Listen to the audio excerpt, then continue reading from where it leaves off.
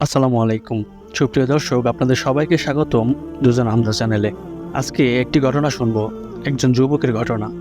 যুবকটির বয়স ছিল আনুমানিক ১৯ থেকে ২০ বছর।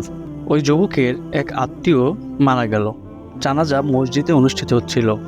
যুবকটি মসজিদে জানাজার নামাজ না আদায় করে কানে হেডফোন লাগিয়ে গান শুনতেছিল। এটি দেখে ইমাম সাহেব তাকে বলল, তোমার আত্মীয় মারা গেছে আর তুমি এখানে বসে গান শুনছো? তো যুবকটি ইমাম সাহেবের কথা শুনে কি বলল এবং পরবর্তীতে যুবকটির পরিণতি কি হলো আজকে আমরা জানবো এই ভিডিওতে। যারা আমার চ্যানেলটিতে নতুন এসেছেন অবশ্যই আমার চ্যানেলটি সাবস্ক্রাইব করবেন এবং নোটিফিকেশন বাটনটি চালু করে দেবেন। ২০১২ সালে লন্ডনের একটি মসজিদে এক মৃত ব্যক্তির জানাজা অনুষ্ঠিত হচ্ছিল। জানাজায় অনেকের সাথে সেই মৃত ব্যক্তিটির এক আত্মীয় এসেছিল। বয়স ঠিক ১৯ থেকে ২০ বছর, কিন্তু ওই আত্মীয় লোকটি জানাজা না আদায় করে কানে হেডফোন লাগিয়ে গান শুনছিল। ঘটনাটি মসজিদের ইমাম সাহেবের চোখে পড়ল।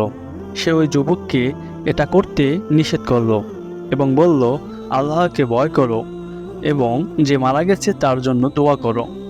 কিন্তু যুবকটি সে লোকটিকে বলল, এখনও তো আমি যুবক, এখন তো আমার আনন্দ ফুর্তি করার সময়, আল্লাহর পথে চলার জন্য তো বাকিটা জীবন এখনও পড়েই আছে।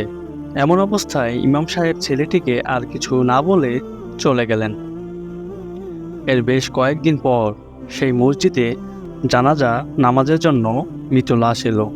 ইমাম সাহেব যখন লাশটির কাপড় সরিয়ে মুখ দেখতে গেল তখন তিনি বেশ অবাক হয়ে গেলেন, কেননা এই লাশটি হলো সেই যুবক ব্যক্তিটির, যে কিনা কানে হেডফোন দিয়ে তার সাথে কথা বলেছিল।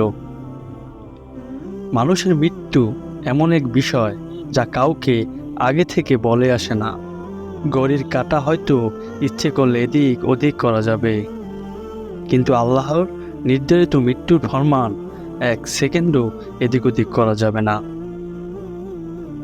সত্য আল্লাহ সুবহানাহু ওয়া তাআলা, সত্য হযরত মুহাম্মদ সাল্লাল্লাহু আলাইহি ওয়াসাল্লাম, সত্য এই নিছক দুনিয়ার পরীক্ষার ক্ষেত্র, সত্য জান্নাত ও জাহান্নাম। মহান আল্লাহ আমাদের বুঝ দান করুন, আমরা যেন দুনিয়ায় থাকাকালীন তার পথে চলতে পারি এবং ঈমানের সাথে মৃত্যুবরণ করতে পারি। আল্লাহ আমাদের সবাইকে সেই তৌফিক দান করুন। আমিন।